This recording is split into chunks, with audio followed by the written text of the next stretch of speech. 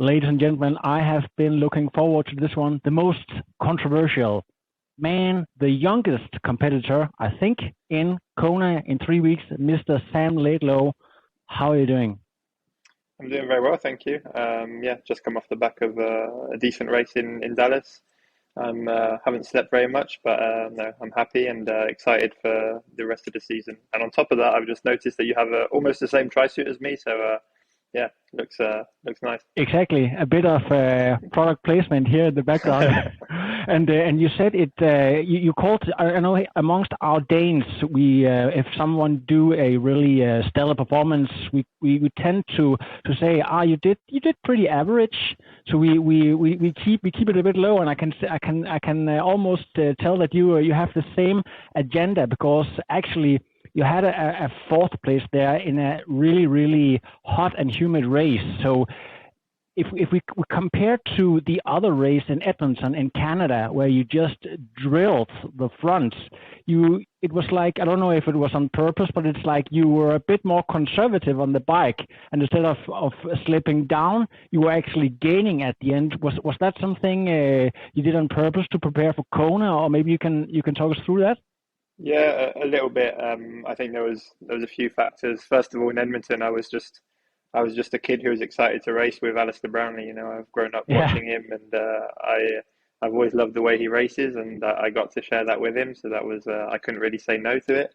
Oh, And then also in leading to this race, the only thing my dad, who's my coach, told me to do was to basically stay safe and not push it too far, mainly for Kona. Not yeah, not I didn't want to end up in hospital, with heat stroke or something, because then it could take me 2 weeks to recover. So yeah, I guess I just stuck to my wattage, and I faded a little bit, but I know I'm missing a bit of fitness. My training hasn't been optimal since Collins Cup, so yeah, I'm really happy for loads of reasons because yeah, I think the result, okay, it's a fourth place, but well, one, the field is great, but also I felt like I could really keep going for a long time at that pace. I couldn't go faster, mainly because I was scared of overheating, but I really yeah, felt like it was promising for Kona. So yeah, I'm yeah, super exactly. excited. Yeah.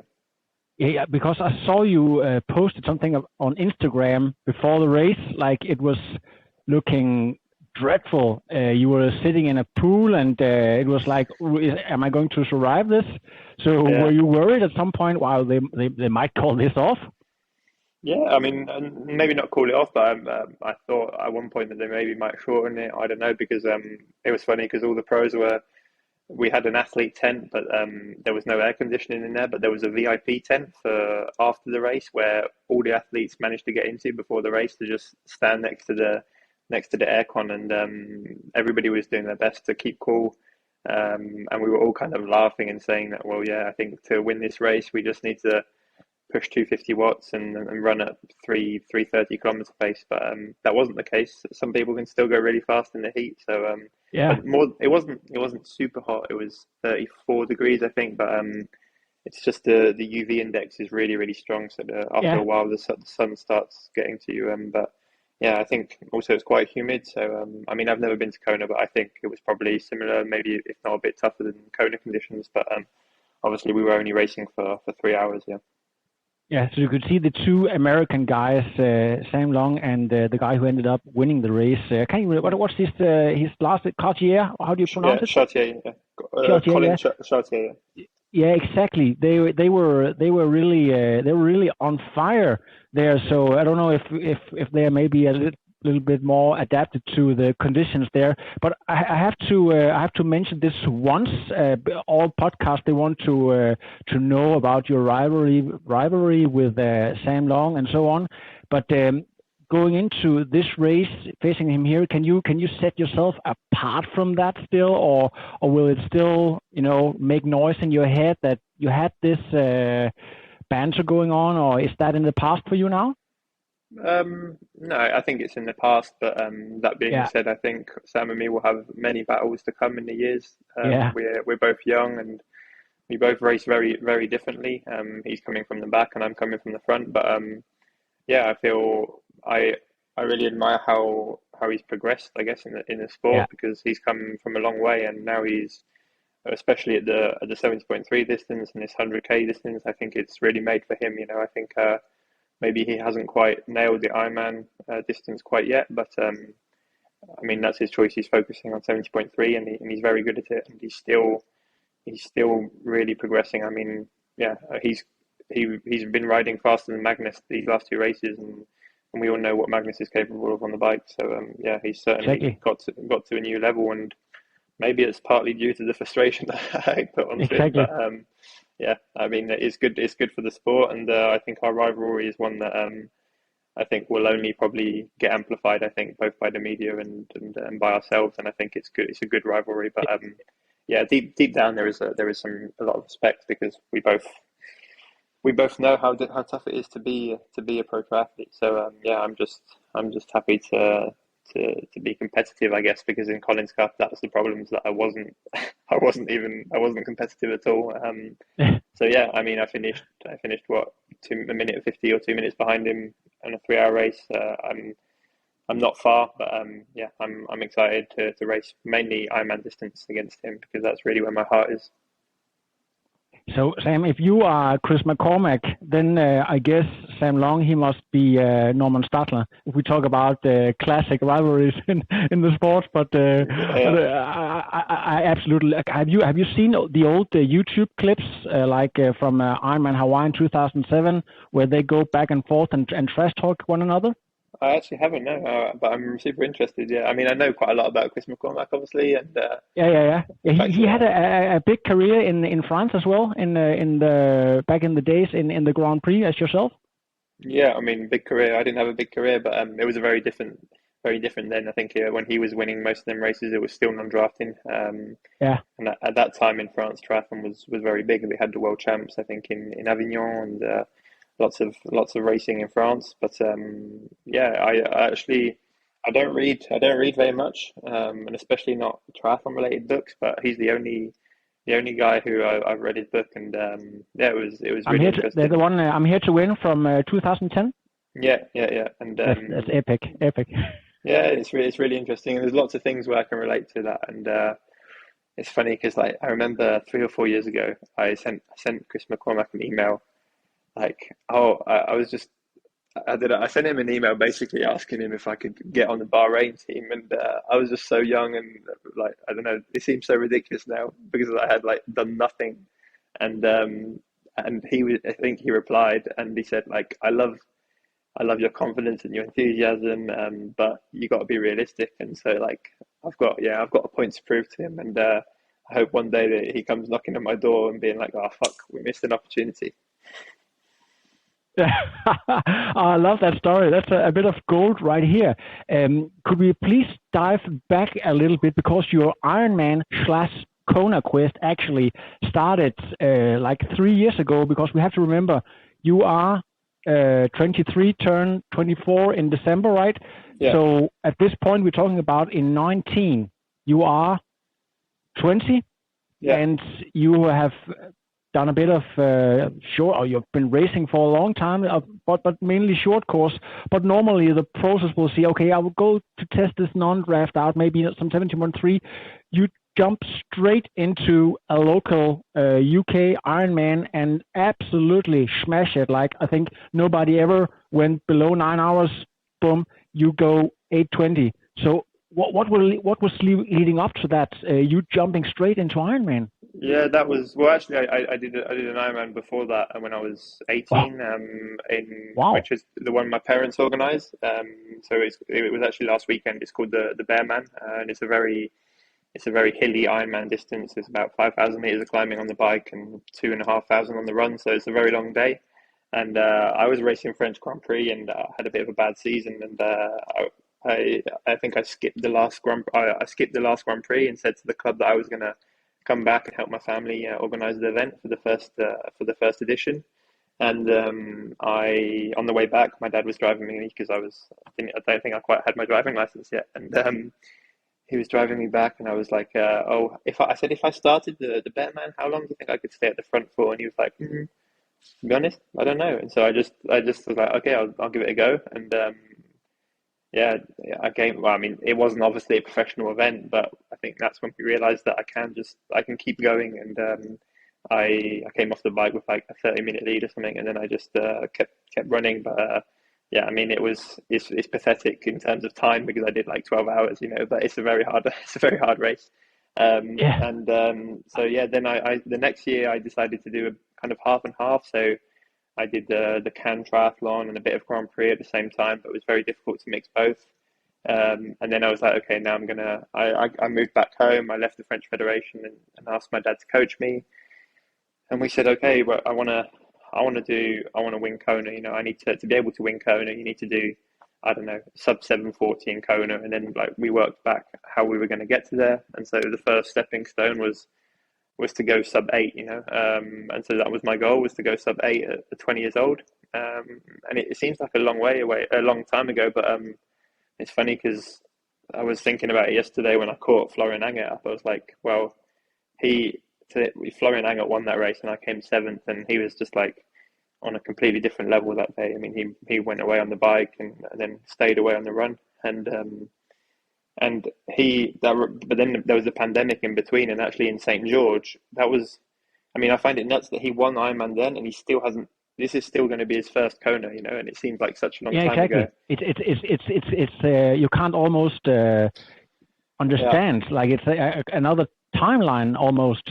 yeah, and yeah, maybe it's been a good thing. I think the pandemic has been a good thing for lots of up and coming athletes because it gave us time to really train and not just Yeah, race left, right, and center because it's very difficult to progress when you're racing every 2 or 3 weekends, like on the French Grand Prix circuit or yeah. I don't know, some ETU racing. But yeah. So anyway, in Barcelona, I did 8:04. I didn't have the best day, but it wasn't too bad. That whole year I was just being silly. I was trying to lose loads of weight. I was eating no carbs and just being, yeah, whatever I'd do it like black or white. And yeah, I didn't have a very balanced lifestyle, and I think that translated into my racing. But yeah, so and then from there onwards, it's just been a kind of slow progression. I think my next one after that was the Ironman in Girona, which was one of the first. Exactly. It was one of the first PTO supported races actually, and yeah, it was. I felt really underconfident in into that race, and I managed to cycle pretty much with Cam. I mean, Cameron put about 2 or 3 minutes into me, and then I kept the gap with him on the whole bike, and we had like 15 or 20 minutes lead on everybody. So Yeah. yeah, it really opened my eyes, and then he faded on the run, and I mean, I didn't have a great run, but the level, I guess again, it's not a professional race, but yeah, it was a step in the right direction. Exactly. And then If I can say something, that's also when we here in Denmark actually we started to talk a little bit about you. You know, Christian Høgenhav is in my local triathlon club, and we said, okay, there's this young guy coming, and he's like killing everybody out there, and look at his splits and all that. So we knew at that point that you had something big installed for that, and then you had your mano a mano with Mr. Smack Talk himself, Joe Skipper. So talk mm, about your what do you call it, quest for the UK Ironman throne there. That was pretty exciting. yeah, I guess it was. I put quite a big target on my back because I just gave Joe a lot of banter. It was good though Yeah, because Joe took it well and he gave it back, and there was no like real beef. I mean, people thought it was real beef, but Joe and me are good friends, so it was good yeah, on that point of view. Um, and yeah, I guess now thinking back, like when I'd only won Girona race, it was pretty confident to think I could beat Joe.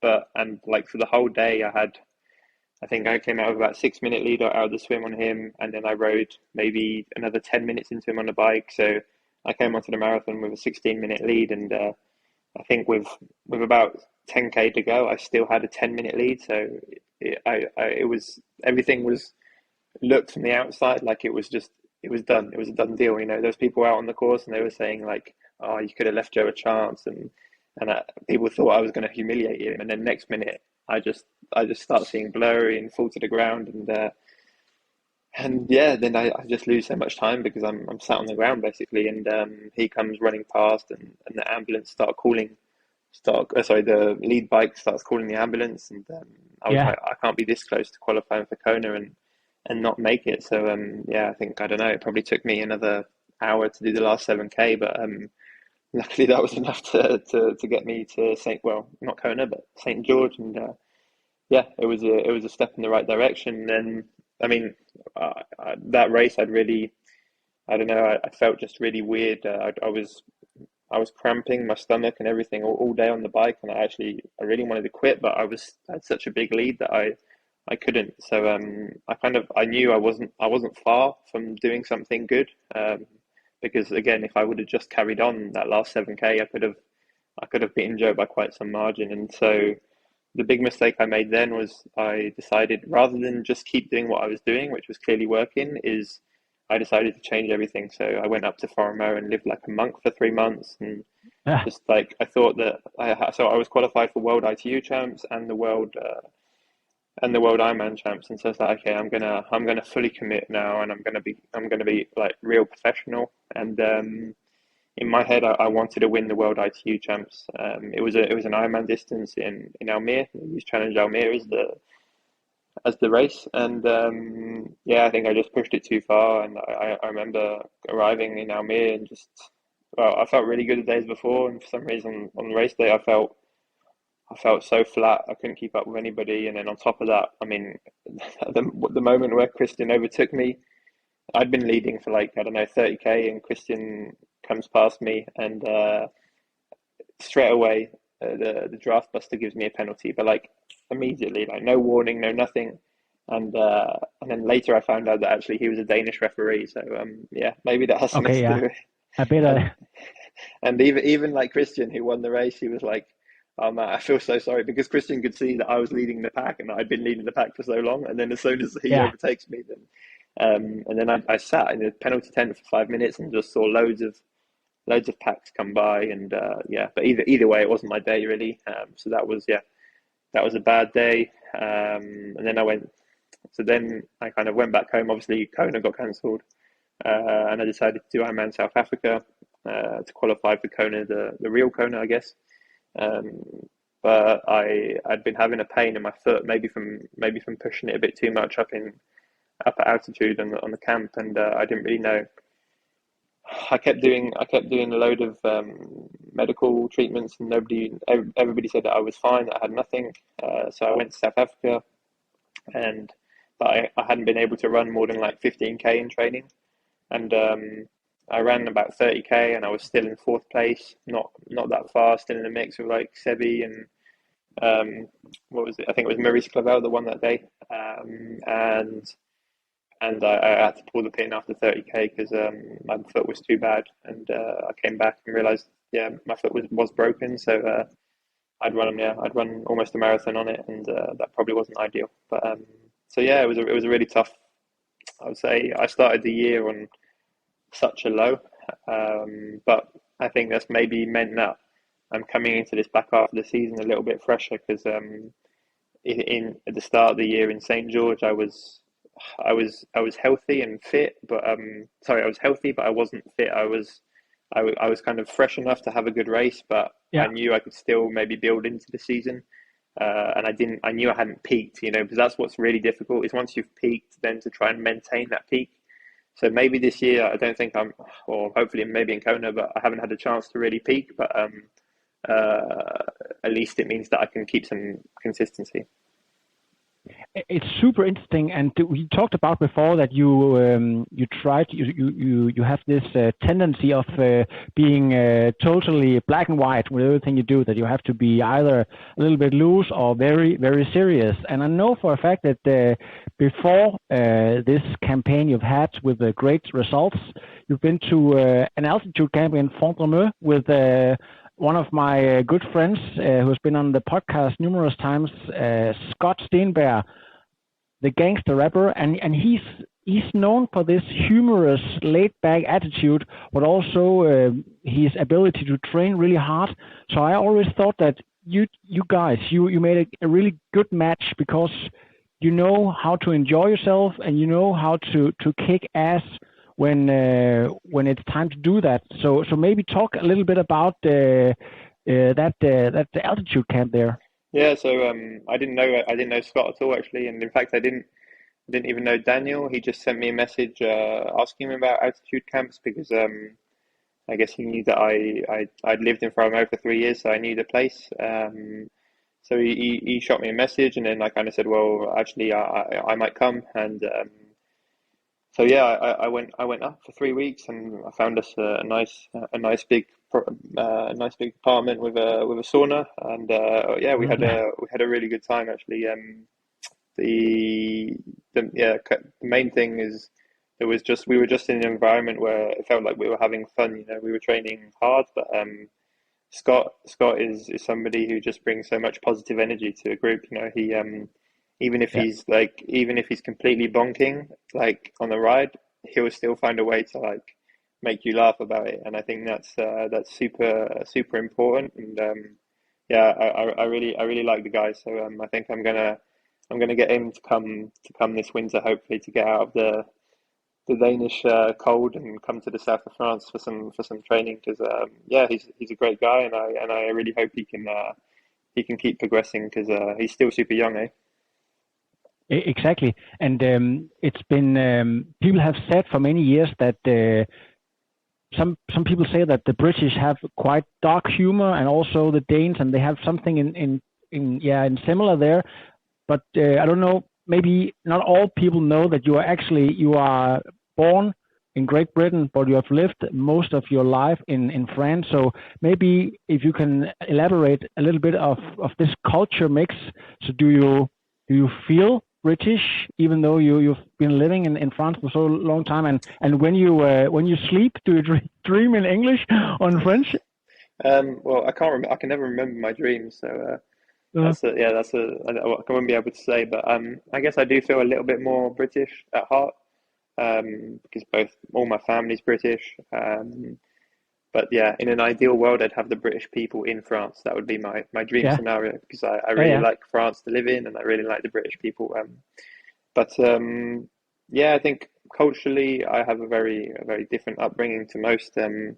Just because, well, when my parents moved to France, they were super busy with the business, and I kind of okay, yes, I had my parents, but we had so many people come on camp that I met people from all over the world from a very early age, and Mhm. yeah, it was a good thing. But I feel like I've quite early on I was open to many different cultures, and that was really it was really good. It means you can take away some positives and some negatives, and just kind of see it was I could see the world without actually going anywhere in a sense. So yeah, it's been good, and but Yeah, more so everyone now, come to your place. yeah, more and more so now, I realize that I get on really well with like, yeah, the Danes are funny, the Australians, New Zealanders, they're really laid back. I like people who don't take it too seriously. You know, it's just like I think triathlon is hard enough as it is, and that it's important to also have some downtime. And coming back to what we were saying before about black or white, like I've been like that, and I've tried to be more serious, but generally that doesn't work. I need some balance, and I need to enjoy my life and enjoy my profession. You know. Do you listen to a podcast yourself, or is triathlon so much a part of your life that you can't really stand to listen to triathlon outside? What I'm talking about here is that I know that Joe Skipper, he has this podcast where they also take a bit of piss of everybody. Have you heard that one? Yeah, I mean, I know lots of The people. mockery, I think. Yeah, I don't listen to them ones. I like I do listen to some triathlon podcasts, but generally for me, the more factual. I'm generally on the Yeah. Turbo Trainer, and I like listening to factual, like more science-based podcasts.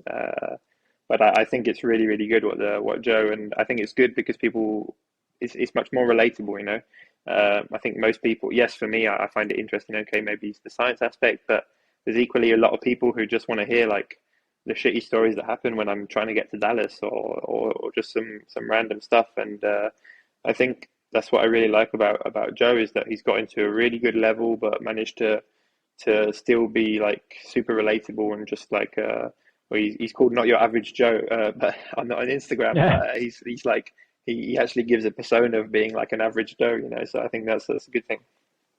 Exactly. So what's going to happen in the next 3 weeks? Have you, I don't know if your parents, they have sold their house in France to pay for your travels to Yeah, no, I Kona. could. Do you have everything on plans? Yeah. So yeah, I would have liked to have managed to get my whole family across for my first edition, but I could only afford to fly my dad out really, and so yeah, I'm going. My dad will come. He'll join me. He also has a few athletes there racing, and then I'm staying with Clément Mignon and Marjolaine. So they actually should be walking through the door any minute because they're coming here in Dallas where I am now. Yeah. And yeah, so I'm going to spend what 3 weeks with them. I guess the work is yeah. I don't think we can gain much, but we can maybe lose a lot. You know, I don't want to push it too far. I'd rather I'd rather go in there fresh and just be able to perform at 90% than risk performing at 100 and actually fail. So there's one thing that I've realized with all these big races, whether it's St. George or the PTO, is that um, I've I've had better races when I haven't done quite as much work, but I just how to say, like I just go in there and do like I just go in there and do my numbers, the numbers that for me are average. You know, I don't do anything special, but actually when you put it on paper, like there's no reason why I couldn't do 8 hours in Kona. So if I go there and just do that, then we'll be doing something good, you know. And then, I mean, yes, in the last hour of the race, you can start thinking about how you're going to gain positions or not. And but I really feel that mental freshness plays a big role when you get to a championship level because there's so many moments where you feel like quitting in a race, like even yesterday in Dallas, because the density is so high that you're constantly thinking, oh, well, this guy's here, he might catch me, or this guy's doing well, and there's so many. You know, it's not like when I go and race Ironman Bolton, where I spend 8 hours of the race in front. Yeah. There's so many moments where you're just battling against yourself, and I think that's why in the big championships it's super important to just have that mental freshness, and it's about arriving as fit as possible, but still having that freshness. So yeah, but equally, I don't know what Kona is about. So yeah, for me, the end of the season, like I'm just going to do Kona and then go on a road trip probably with my girlfriend. But yeah, I that's really my Yeah. goal. But I don't want to overly think. I don't want to overthink it because I don't know what the beast is about. You know, once I've done it and know the mistakes I've made, then I can prepare for it. But at the moment, I'm just going to take it like any other Ironman. You know, I just need to be fit and healthy, I guess. Fantastic. Just a quick question. Mignon, the French guy, is he also trained by your dad? No, no, he isn't. No, Clement is coached Oh, that's not him. by a young French coach that he's been working for the last 3 or 4 years. But yeah, he's really good. He's in the French on the French circuit. He's won every. He's like a national hero in France because he wins Yeah. everything in France. And yeah, we had a battle for the French Championships. Was it last year or 2 years? And he beat me. And yeah, when there's some hilly courses, he's really good. I want to ask you, everybody talks about, with the good right, of course, Blumenfeld's Ideen, also Magnus, especially maybe after what he did yesterday. But do you have any, except for yourself, of course, dark horses that people might not expect to go fast, but you have some inside knowledge that they are going to be dangerous on race day? In Kona? Yeah. Yeah, I have a pick. Especially, it confirmed it after yesterday. But maybe he's not a dark horse. It's Christian. I think Christian is really really good, and I've seen last year Christian really really inspired me with some of the performances he did, especially at Yeah. the World Champs in Almere. I think it went a bit unnoticed, but I mean you only have to look at the time, you know, to see how fast he went. And I think Exactly.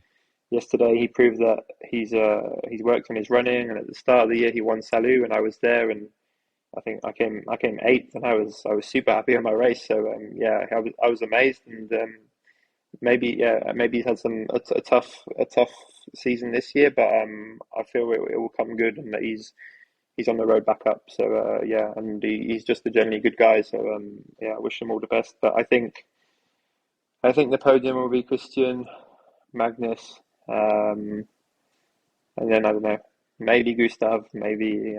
But yeah, I think the win will be between Magnus and Christian. But I think it will be hard for anybody to beat Christian personally.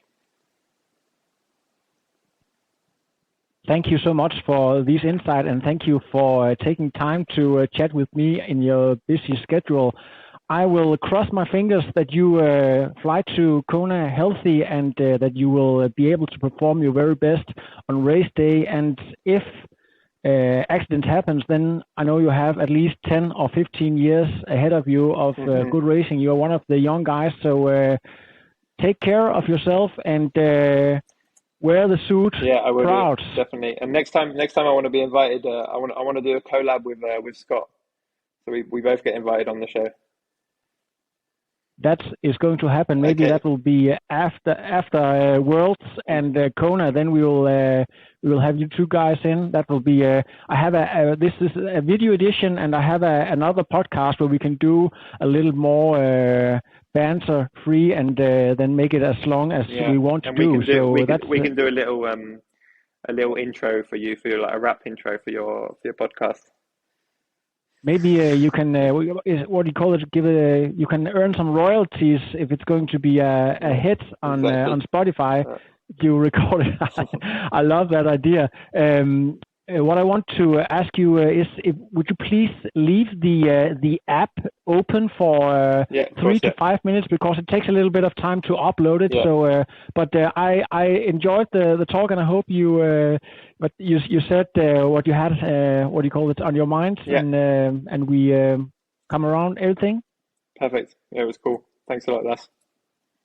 That's perfect. I will send you the link as soon as, because I will start to edit here after, and when you see it, you feel free to share on social media. So that will mean a lot. Sure thing. I'll do that. Thank you. Have a great Kona, mate. Yeah. Thanks a lot. See you around. See you, Les. Yeah. See you. Bye.